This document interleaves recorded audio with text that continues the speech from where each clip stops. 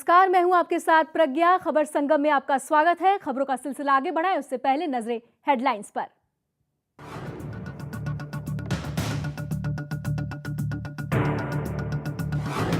पठानकोट हमले को लेकर शक के घेरे में आए गुरदासपुर के पूर्व एसपी सलविंदर सिंह से एनआईए कर रही है पूछताछ। बार बार बदलते बयानों की वजह से सलविंदर सिंह पर उठ रहे हैं सवाल।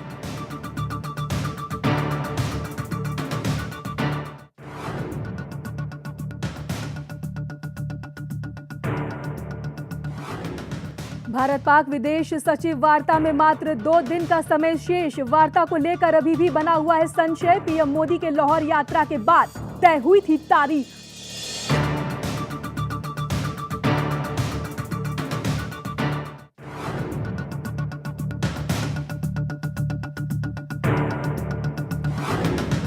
मानवता भलाई के कार्यों में अग्रणी डेरा सच्चा सौदा ने हजारों गरीबों को दिया आशियाना। गरीबों का सपना किया सच। वर्षों से चल रही है आशियाना मुहिम।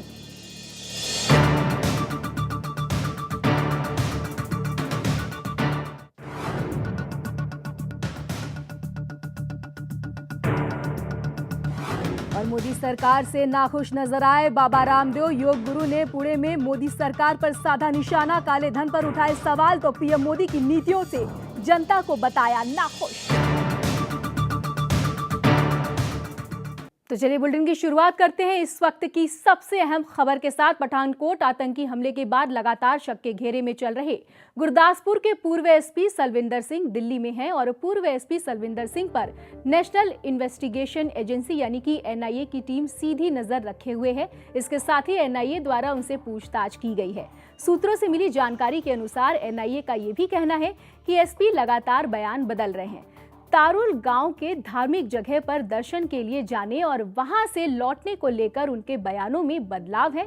आपको बता दें कि बार बार बदलते बयानों की वजह से सलविंदर सिंह पर सवाल उठ रहे हैं। साथ ही पठानकोट एयरबेस पर हुए हमले में शामिल आतंकियों की संख्या को लेकर भी सवाल है। जांचकर्ताओं के अनुसार माना यह भी जा रहा है कि एसपी ने कई बार अपने बयान बदले हैं। खैर, अब देखना होगा कि कार्यवाही के बाद क्या कुछ निकलकर सामने आता है। लेकिन इस बीच खबर ये भी आ रही है कि पठानकोट आतंकी हमले की जांच में तेजी लाने के लिए भारत इंटरपोल की मदद लेगा।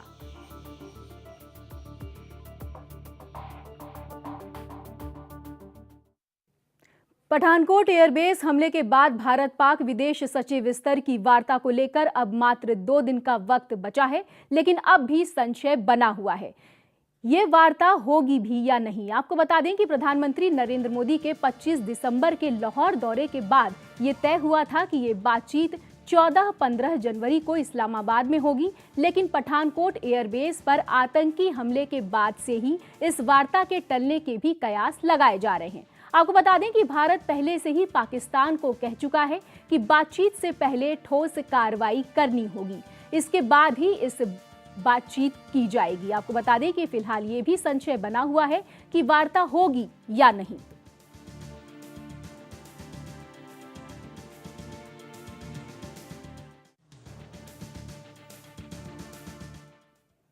तो चलिए बढ़ते हैं आगे। पठानकोट में वायुसेना के एयरबेस पर हुए आतंकी हमले के बाद हवाई सफर करने वाले यात्रियों को कड़े सुरक्षा इंतजामों की वजह से अब काफी पहले एयरपोर्ट पहुंचना होगा। इसके साथ ही यात्रियों को फ्लाइट रवाना से 3 घंटे पहले एयरपोर्ट पर रिपोर्ट करनी होगी।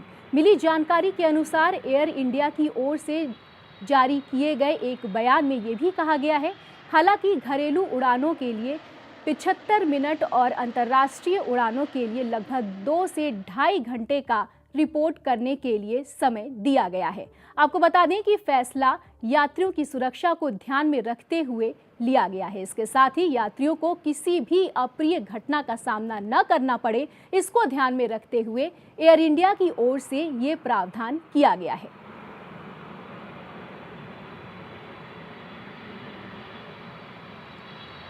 चलिए बढ़ते हैं आगे। बीजेपी की सरकार को सत्ता में लाने के लिए पुरजोर लगाने वाले योग गुरु बाबा रामदेव अब सरकार से नाखुश नजर आ रहे हैं। जी हां, हम बात कर रहे हैं उन्हीं बाबा रामदेव की जो कभी प्रधानमंत्री नरेंद्र मोदी के गुणगान करते नहीं थकते थे। और अब वही बाबा रामदेव आजकल हर जगह मोदी सरकार पर सवाल उठा रहे हैं।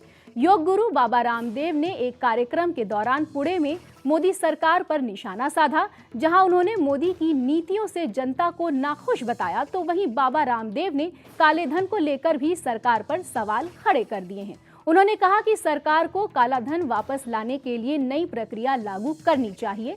सरकार अभी तक काला धन वापस नहीं ला पाई है। इस बीच दिलचस्प बात तो ये है कि जहां बाबा रामदेव ने मोदी सरकार पर हमला किया, तो वहीं बाबा रामदेव ने केजरीवाल सरकार की तारीफ भी की और ऑड इवन फॉर्मूले को दिल्ली सरकार का सराहनीय कदम भी बताया।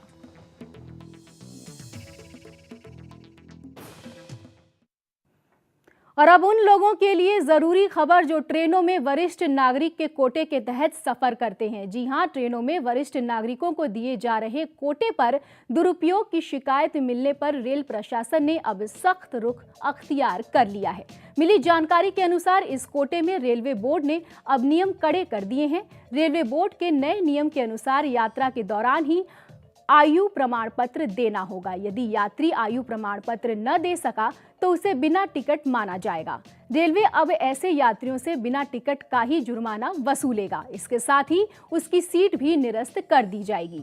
आपको बता दें कि रेलवे में अभी तक किसी भी रेल आरक्षण केंद्र या ऑनलाइन टिकट की खरीद पर कोई भी आयु प्रमाण पत्र नहीं देना पड़ता था। इसके साथ ही यात्रा में पुरुषों को 60 वर्ष से अधिक होने पर 40% और महिलाओं को 58 वर्ष से अधिक होने पर 50% किराए में छूट मिलती है।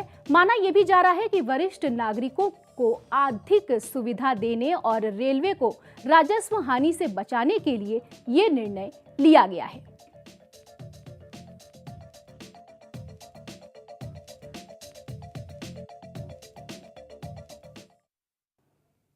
और अब उन लोगों के लिए खुशखबरी है जिन्होंने सरकारी नौकरी के लिए आवेदन किए हैं। जी हां, केंद्र सरकार द्वारा परीक्षा या साक्षात्कार की तिथि के बीच लंबा समय लगाने को देखते हुए एक नई पहल शुरू की है। केंद्र सरकार ने सरकारी विभागों से ये कहा है कि रिक्तियों के विज्ञापन और साक्षात्कार सहित भर्ती की प्रक्रिया को 6 महीने के अंदर पूरा करने की जरूरत है।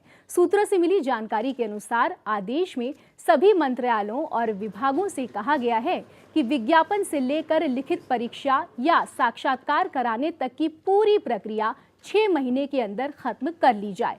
क्रमिक और प्रशिक्षण विभाग की ओर से जारी आदेश में ये कहा गया है कि इस विलंबन से उन उम्मीदवारों के लिए अवसर खत्म हो सकता है जो इस दौरान योग्य हैं, जबकि उन उम्मीदवारों ने आवेदन किया है उनके बीच अनिश्चितता का माहौल बन जाता है। आपको बता दें कि केंद्र सरकार ने इस साल ये भी निर्णय लिया है कि इस वर्ष से बी, सी और डी की श्रेणियों में भर्ती के लिए साक्षात्कार नहीं किया जाएगा।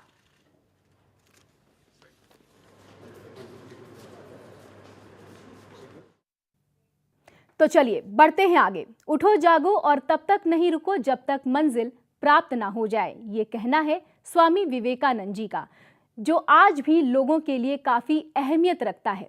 स्वामी विवेकानंद का जन्म 12 जनवरी 1863 को कलकत्ता में हुआ था। स्वामी विवेकानंद के बचपन का नाम नरेंद्र दत्त था। ये बचपन से ही काफी तीव्र बुद्धि के थे। स्वामी विवेकानंद ने पहली बार अमेरिका में हुए सर्वधर्म सभा में अपने पहले भाषण से ही दुनिया को भारत की आध्यात्मिक शक्ति का परिचय दिया था। स्वामी जी ने अपने जीवन का त्याग 4 जुलाई 1902 को ध्यानावस्था में ही महासमाधि लेकर कर दिया था।